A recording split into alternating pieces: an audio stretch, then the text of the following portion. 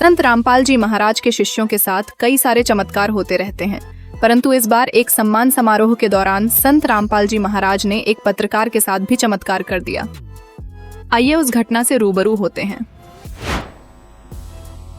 मंच के जितने भी साथी हैं और इस प्रांगण में जितने भी संत रामपाल जी के भगत अनुयायी हैं, एक बार सबका ध्यान, 2-3 बात करूंगा, सारी सोता समझ में आ जाएगा, चिंता करने की जरूरत नहीं है। सबसे पहले तो ये बताइए, हांसी का कार्यक्रम किस किसने देखा था? हांसी का कार्यक्रम, महाराज जी का हांसी का कार्यक्रम किस किसने देखा? आप सबका धन्यवाद। मंच पर विराजमान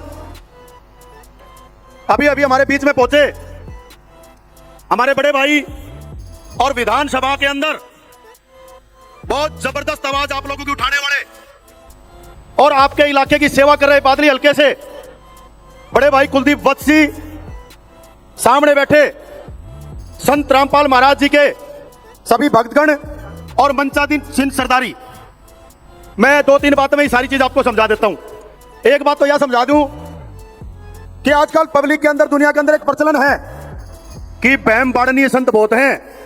हमारे संत रामपाल महाराज जी तो दुनिया का बहम का डंड बलाग रहे। महाराज की जय हो। आपने देखा होगा कि बहुत से संत अपने अपने माध्यम से, अपने अपने डेरों से जो भी सेवाएं कर रहे हैं, हमने किसी पे उंगली नहीं उठानी।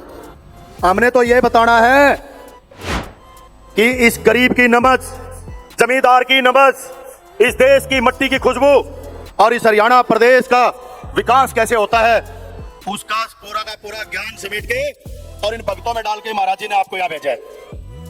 साथियों, मैं आपको बताना चाहता हूं, अभी अभी नई साल के दिन हांसी के अंदर महाराज जी को जन सेवक रतन से नवाजा गया और वहां एक कार्यक्रम के बाद बहुत सच्ची घटना बताता हूं, और जो जो भाई मेरे को जानते हैं, हल्के का एक आदमी जानता है मुझे और पता है मैं कभी झूठी बात नहीं करता, झूठे कभी लारे लपोसे नहीं लगाता।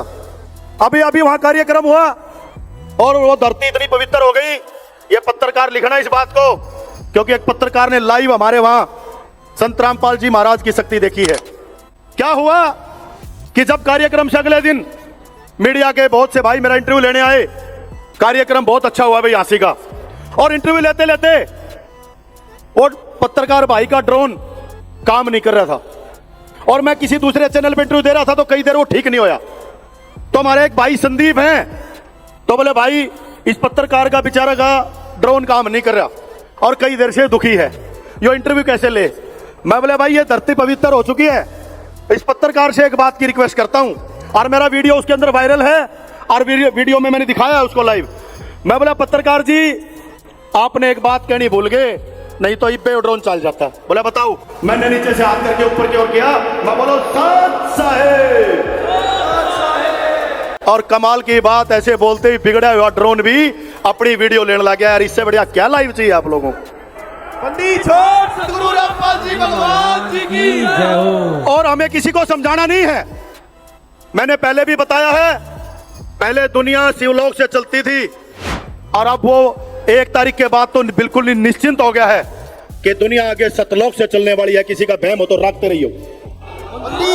सतगुरु रामपाल जी भगवान की जय हो। मंच पे मेरे से पूर्व वक्ताओं में से 2-4 भाई कह रहे थे कि संत रामपाल जी की रिहाई के लिए हम मुख्यमंत्री से मिलेंगे, प्रधानमंत्री से मिलना पड़े वहां मिलेंगे। भाइयों, संत रामपाल जी महाराज की शक्ति को इतना छोटा आंकने की जरूरत नहीं है। संत रामपाल जी महाराज किसी के भेजे हुए जेल में नहीं है। संत रामपाल जी महाराज, सुनने के पहले पूरा सुनो। कृष्ण लीला देखी है ना आपने? कृष्ण लीला सबने देखी है ना? ये संत रामपाल जी महाराज की लीला का पार्ट है।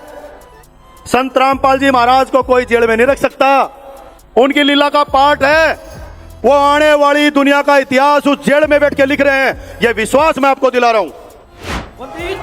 सतगुरु रामपाल जी भगवान की जय हो। और हमें अपने आप पे, अपने गुरु जी पे विश्वास होना चाहिए।